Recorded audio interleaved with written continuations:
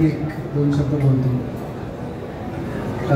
Sagarika ma'am जर 25 वर्षाच्या असतील तर मी फक्त 18 वर्षांचा आहे आणि गेली 18 वर्ष त्यांच्याबरोबर काम करतो आहे. पण त्यांच्याबरोबर काम करताना on the exterior you see a very fierce independent business woman, पण आतून त्या तितक्याच निर्मळ मनाच्या म्हणतो ना एक काय म्हणतो नारळासारखे आहेत. बाहेरून आणि आतून जसं असतं त्याचं एक्झॅक्ट वर्णन म्हणजे सागरिका मॅम. आणि त्यांच्यासोबत सुरुवात जी झाली होती मला बरोबर 20 वर्ष झाली. 2004मध्ये पहिला अल्बम आला होता संगीतकार म्हणून आणि आज 2024मध्ये नाना छंद या अल्बमचं संगीत करण्याचं भाग्य माझ्या पदरी पडलं. ते भाग्य सरांनी दिलं आणि सरांची आणि माझी भेट मला पहिली भेट खूपच आठवते, त्यांना आठवत नसेल. 2002 साली किशोरीताईंच्या घरी ते आले होते आणि मी तिकडे तेव्हा म्युझिशियन म्हणून होतो, वादक म्हणून बसलो होतो ताईंच्या बाजूला. आणि मला कल्पना आहे की हे तिथे आल्यावर मी त्यांना बघतच बसलो की नाना पाटेकर शास्त्रीय संगीत गायकीकडे कसं आहे. मला तेव्हा काहीच माहीत नव्हतं की ते किती चाहते आहेत शास्त्रीय संगीताचे. मी त्यांच्याकडे बघतच बसलो आणि त्यांचा आणि ताईंचा जो काही संवाद सुरू होता म्हणजे ते त्यांना आठवणार नाही आता, कारण मी छान तिथे बसून त्यांचा दोघांचा संवाद बघत होतो. अर्थात तेव्हा त्यांच्याशी काहीच मला बोलता वगैरे आलं नाही.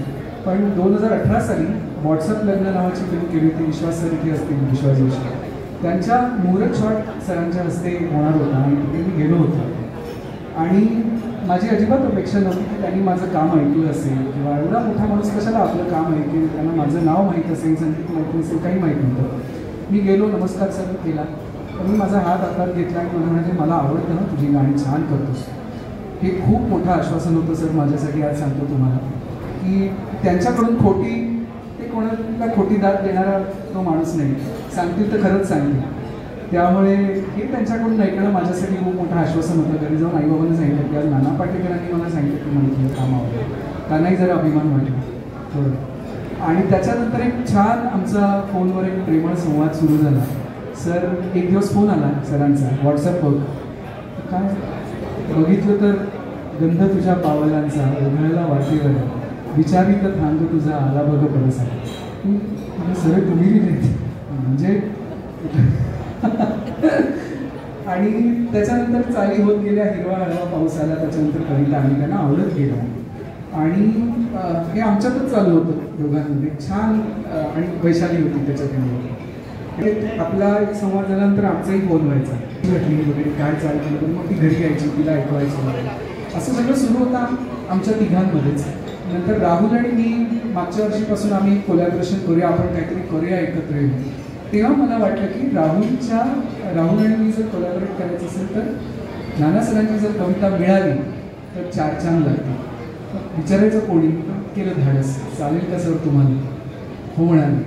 आणि सगळा योग खरंच म्हणतो ना आपण, एक सुवर्ण योग जुळून येतो की सागरिका आणि त्यांचं मगाशी ते सागरिका म्हणजे त्याची सून म्हणाली, तिथेही नातं जुळून आलं. राहुलला ते मुलासारखं मानतात, तिथेही नातं जुळून आलं, सगळी नाती जुळून आली.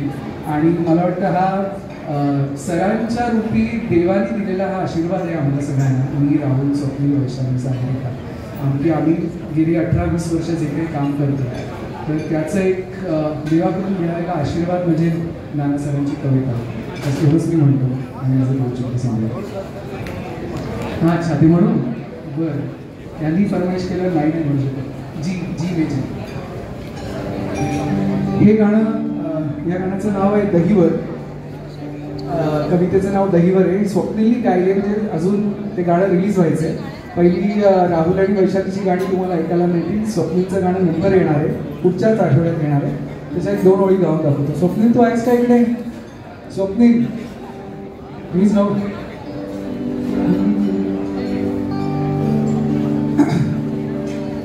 कोणी गोंधळले फुलांचे रंग बिलवरी तुझ्या मुखावर, खजील होऊन अधोमुखही फुल पाखरे तृण पाहत्यांवर,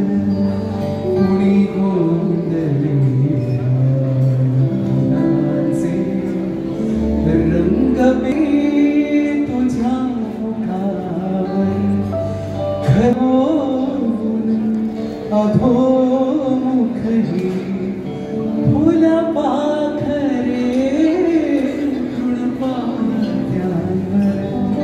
कुणी गोंधळे फुलांचे रंग बिलबरी तुझ्या मुखावर. धन्यवाद.